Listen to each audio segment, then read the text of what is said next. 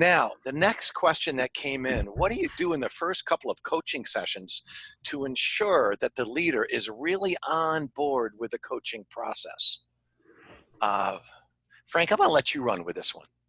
Okay, well, I think it's really paying attention at the beginning.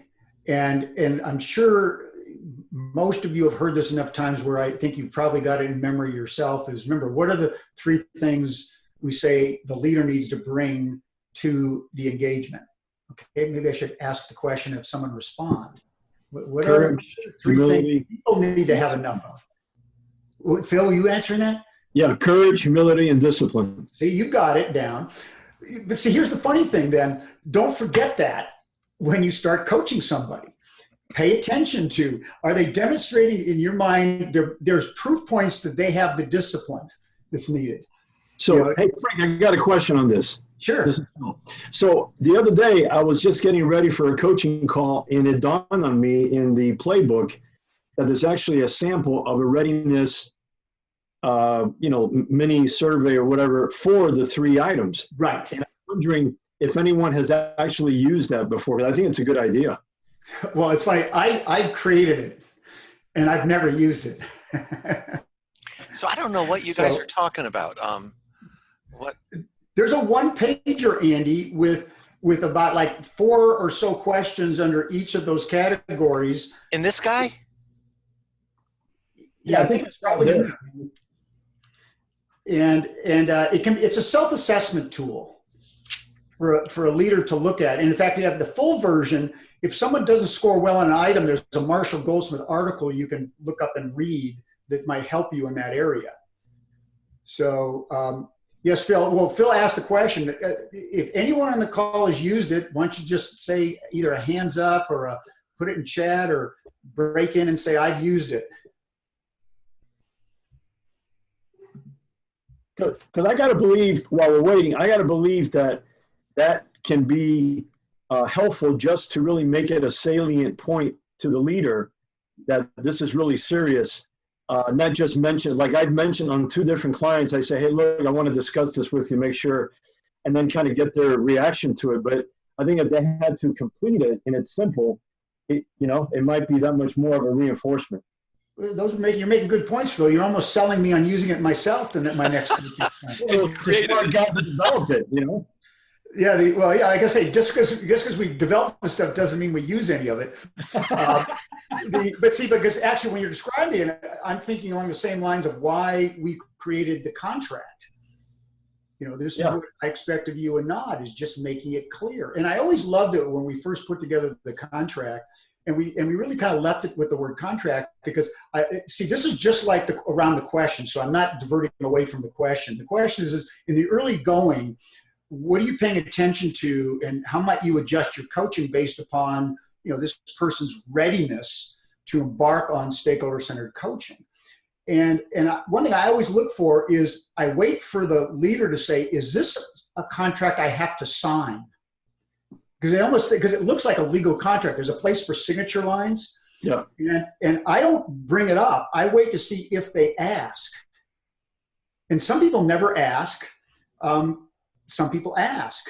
And if they ask, what I tell them, I love it when they ask, because I say, will it help you apply what's on this contract if you sign it? And if they say yes, I say, then please sign it. If they say no, I say, no need to sign it. In the way you operate. But see, what you're really doing in the early going is really, let's take the discipline part, is very clearly asking them in their first month when they have to check in formally with their stakeholders, did you get every stakeholder? How many did you get? How many did you not get? In terms of your follow through, in terms of checking in with your formally checking with your stakeholders. That's a data point. Now, again, can people lie to you? Absolutely, they can lie to you, right? Because they're actually more lying to themselves, that they think they're actually doing this kinds of stuff. The other thing too is I'll very early on ask them questions like, who are the toughest people on your stakeholder list for you to do this with, right? And a lot of times they say, well, I think they're all about the same. It's not going to be that hard. Or they'll say, oh yeah, I've really got problems with so-and-so and so-and-so. Those are the people that I will reinforce. I'll take my notes. When I check in with them in that early going, I'll say, how did it go with Andy? Right? Because I know if they did a good job with Andy, they did a good job with everybody else. And so, and by the way, getting back to that first question in this thing, this is a good time to do a mini after action assessment with the person. Let's talk about how that meeting went. And really get them to talk about it. What really happened in the meeting, in that little check-in with them, what worked, what didn't work, right? And what you're looking for is little opportunities to reinforce good behavior on their part when they do it. But see, fundamentally, what you want to pay attention to, whether you're using a framework like courage, humility, and discipline in terms of what you're looking for, is you're really looking for the readiness of this person in terms of the applying their knowledge and skill of how you check in with your stakeholders, and their confidence, predominantly their confidence level. Because this is new behavior for a lot of these people, and their confidence level for how confident they are generally as a leader. Their confidence level on checking with stakeholders about something that's very personable and vulnerable for them is a new thing.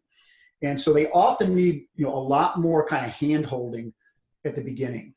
Okay. So the last thing I'll say about this is the wisdom that both Marshall Goldsmith and I learned from Paul Hersey when we first learned this concept called situational leadership. And the basic rule of thumb was it's easier to loosen up than tighten up. And a corollary to why that statement is correct is that people prefer to move from more structure to less structure.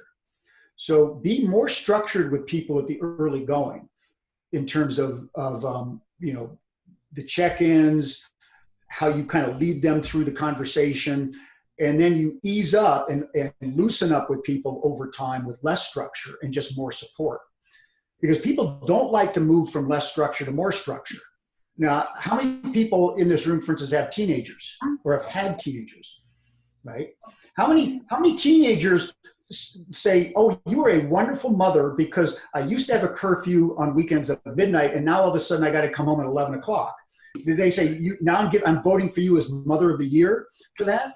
Or would they prefer the opposite? Right. They had to come in at 11 o'clock and all of a sudden you're saying, look, you've been doing well. You can come in at midnight. People prefer to move from more structure to less structure, not less structure to more structure. So Frank, just a quick story on my part. Back in college many years ago, I was a camp counselor in some camps up in Vermont. And I went through their counseling training program, and they all said, make sure you're really strict at the very beginning. In other words, provide a lot of structure.